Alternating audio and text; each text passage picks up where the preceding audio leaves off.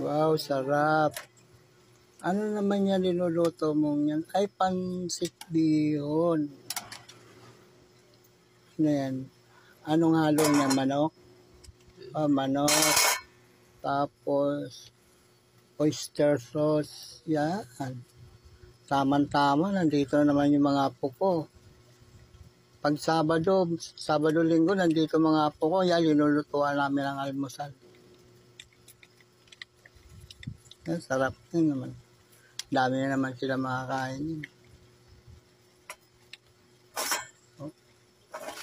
Yummy. Oh. Oh, sarap. Galing talaga magluto ng nanay nila. Linulutuan talaga yung mga apo namin ng masarap na almusal. Tama-tama ngayon yan, maulan. Medyo may sabaw ng konti. Paminta.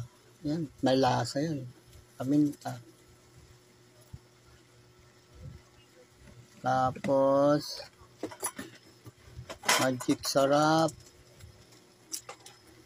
Cube, chicken cube. Ayan, chicken cube. Lasang-lasa talaga. Tabi na naman mga apo ko. Nanay, mayroon pa. Maghanap na namin mga apo namin pag nakulangan. Nanay, mayroon pa, nanay. Sarap talaga kasi na niluluto ni nanay. Andito lang sila nakakatikim sa amin pag pumupunta sila dito sa amin. Pag Sabado-Linggo, dito sila naiipon sa bahay. Kaya yan, linulutuan ng nanay nila. Yeah, wow, sarap talaga ng luto ng nanay nila. Oh. Dami na naman nila makakain ito. May sabaw-sabaw, tamang-tama, maulan ngayon.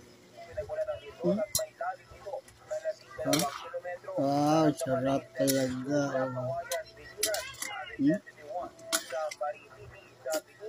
Oy. Tamang-tama yan, maulan. Sabaw-sabaw. Oh, sarap. Sige na, friend. Pinakita lang namin yung niluluto namin para sa mga almusal ng mga apo namin. Thank you.